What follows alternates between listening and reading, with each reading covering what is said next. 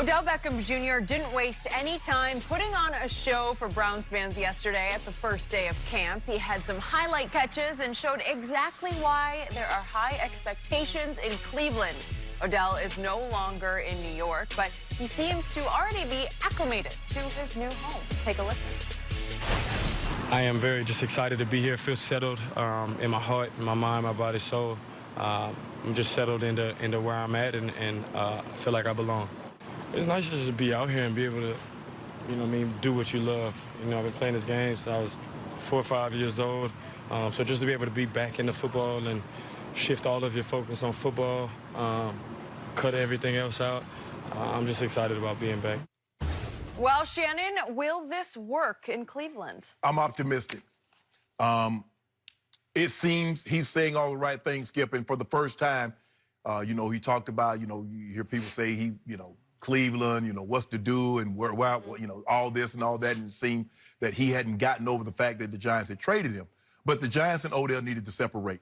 Skip, I remember in my sophomore year in college, I went to my head coach's office, and I was down, and he looked at me, he's like, "What's wrong?" I said, "My girlfriend and I, we broke up." He's like, "What happened?" I said, "Coach, we were both sick." And he looked at me, he's like, "You were both sick?" I said, "Yeah, I was sick of her and she was sick of me." The Giants and Odell were both sick. They were sick of him and he was sick of them. And this is what needed to happen. So he goes to a situation, Skip, where I believe he believes deep down that Baker is a better quarterback than Eli. Now, we're going to talk about Eli and his retort to what Odell said. But Baker can make every throw. Once upon a time, Eli can make those throws. But I don't feel he can now. I believe Freddie Kitchens, the head coach, who's also the offense, will be calling the plays. I believe you go into a game when you have a guy like Odell, Skip. You tell Baker, don't force it to him, but you go into the game and on your sheet, you go, he's like, you know what? I got to get Odell the ball. Odell's so good after the catch, Skip, you don't necessarily have to run him on a go route. You don't necessarily have to push the ball down the field to give it to him. You run him on the out. You run him on a hitch. You run him on a jailbreak screen. You just want him to get the ball in his hands. You just want him to feel important. Now, if I'm a defensive team, what I do is that I roll coverage to Odell because I want to get him frustrated. Because I know the longer he goes without touching the football, the greater my chances are for him to kick the net, him to have a meltdown. So that's what I'm going to do. But Freddie, I believe, will do an even better job than what the defense is trying to do of taking Odell away.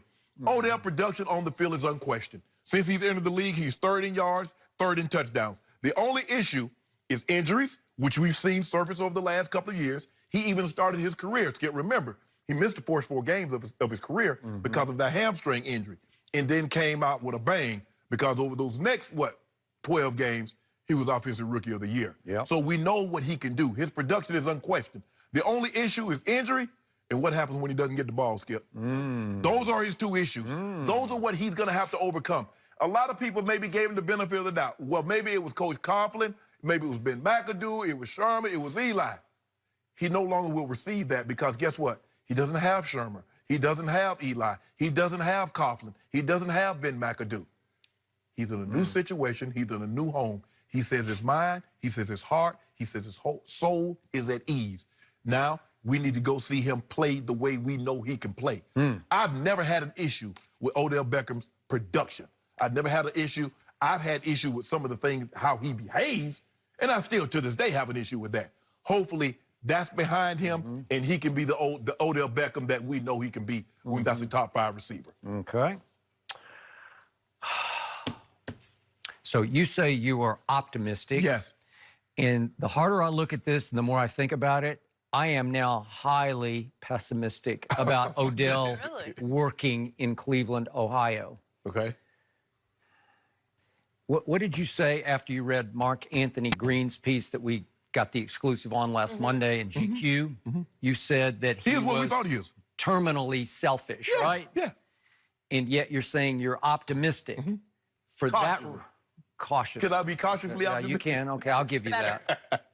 I'm cautiously pessimistic because I root for Baker like crazy, and I want this to work for Baker because they do have the potential to be a surprise football team. They do have a loaded roster. And I do want Baker to be, he's now tied, we're going to talk about this in a few minutes, but he's tied in the MVP odds with Tom Brady, okay? What'd I tell you? Not bad. Okay? Okay. What are you telling me? Wait, are you saying Brady's washed up? Skip, I didn't say anything. Go ahead and make your By point. the way, I forgot to ask you about your opening salvo. You have all these issues with women. I don't understand it. Every day there's another issue with another woman. Skip. You're always breaking up. Yeah, I don't we know. was I don't get ready. it. We were both sick. I don't know. Sick. Okay. Yeah, Okay. it happened. It happens. Glad I'm you not moved like on. you. You know, you fall in love with Hey. the first woman and, you know, No, and level up. I have nothing to boast about in that category. Back to Odell. When I finished Mark Anthony Green's piece, I said, this young man has gone over the edge into egomania, into me-ism. He hasn't matured. He has actually lost more perspective than ever on the game he plays and what really should matter to him. Because what mattered to you was to win that trophy. Yes. Right? Yeah. And you had 3 cracks at it, and you won 3 of them. And it wasn't all because of you, but Right. you certainly contributed, and you were a leader, if not the leader, of 3 Super Bowl teams. Leadership is the farthest thing from Odell Beckham Jr.'s mind right now, because he is he is the new T.O. in the National Football League. Very different receiver than T.O., much better hands than T.O. had, but T.O. was extremely productive, but Terrell never quite could get it through his head that it's not about you starring, it's about the team winning. Correct. It's not about stats, it's about dubs, right? In the end, you were about dubs, and Odell is still about stats. And I got to refer one more time to the most shocking quote in Mark Anthony's piece was, he said, so you want to play for what, 10 more years? He said, well, maybe 10 or until I pass Jerry. Past Jerry, he's got 23,000 yards. Your biggest year was 1,450. So if you career year it for 12 straight years, that's what you're going to have to actually be a little better than career for 12 straight to catch and pass Jerry Rice. Right. But that's warped viewpoint of what you've lost all perspective on who you are and what it all should mean. And when I read the opening detail that he actually has a chrome figurine of the catch on as the hood ornament of his new Rolls, which just happened to be sort of tangerine orange, Browns colors. Then I said, he's lost it, man. And now that he has been shipped from the Big Apple to a city that has been called, at various points, the mistake by the lake. And again, the quotes yesterday were all peace and love. It's all great. That was the first camp practice, and we are 44 days away from opening Sunday when they face the Tennessee Titans. Oh, you said a lot of things can happen between A lot of things can happen. And what I predict is the recipe for disaster is his relationship with his soulmate from LSU, Jarvis Landry. As close as they are, they play the same dependent position. And you say, yeah, but they'll figure it out because they love each other. Well, you and your girlfriend, you're both sick, right? Yep. Okay. Well, you thought you loved each other. I think you thought you loved each other for a while. It was young puppy love. Puppy love. Okay, I got it. I got it. Okay. Well, but you think at that time you love each other. This could be puppy love between Jarvis and Odell because they don't really know what's going on. So let's look at Jarvis's last 2 years. 2 years ago in Miami, he led the National Football League in catches, 112. And then last year, he led the Browns by far in catches with 81, a lot less than 112. But his yards per catch went up last year from 9 in Miami to 12 in Cleveland. So his yards were almost the same the 2 years. He is used to getting the rock. Right? Throw him the candy, Baker Mayfield, because that's what he does for a living. Well, now you've got the ultimate stat machine over on the other side, and what do you always tell me? If he doesn't get X for a buck, X, right? He's just not happy. Win, lose, or draw, it doesn't matter unless he gets his numbers. Baker doesn't have enough footballs to keep those two happy and then win games by throwing some to Njoku and a few others to Antonio Callaway, right? Because you have to spread the ball in this league. And Nick Chubb's going to get 300, 250 carries. And then when Kareem Hunt comes back, he's going to get a few catches and a few carries. That's the, people ask, well, would you have liked to play with your brother? No!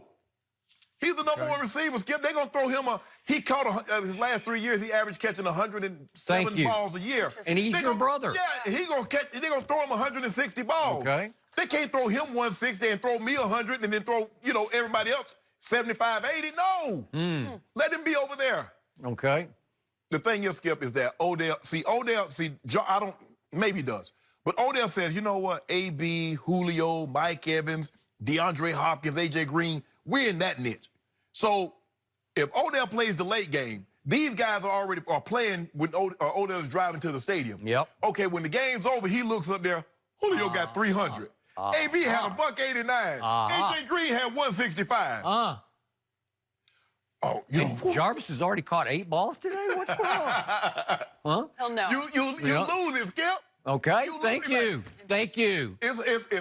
Trust me, because I was a guy and I knew what Tony was doing. I knew what Ben Coach was doing, all these guys. And I'm like, man. And I'm just like, woo. And here it is, the second quarter. We start the second quarter. I ain't got a pass. They ain't throw one my way. Yeah. Okay.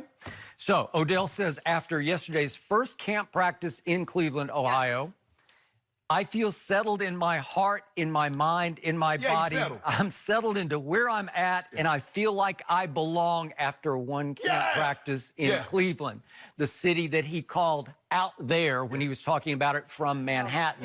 That out there. What happens? Y'all have any good restaurants out there? Skip, it's good. I see you're not from the South, but you get sweet tea or lemonade. When that sugar settle in the bottom, man, that thing busting then. So Odell say he's settled. So that means he's going to have a good one. Really? So then Odell was talking about the love he was feeling from the Cleveland fans at practice yesterday. And this really threw me. But he said, I've told you all before, I'm a real empath. And I went to Vanderbilt, and I'd never heard that word before, but I'm not a sci-fi guy. Right. I'm a real empath. I know empathy, but I don't know empath as a noun. I'm an empath. So I looked it up, and it's a science fiction term for someone with paranormal ability to know the mental and emotional feelings and thoughts of another human, okay? So he's saying that he can feel it from the fans for real, like he can look inside your mind and feel your heart, and he's an empath. And I'm like, I don't know, this guy's way out there now. So let me ask you a question, Skip. So after he made that catch, what do he think the Giants fans were?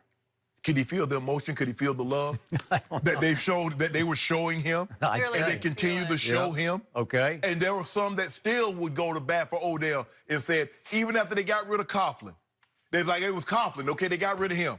It's McAdoo, they got rid of McAdoo. It's Sherman.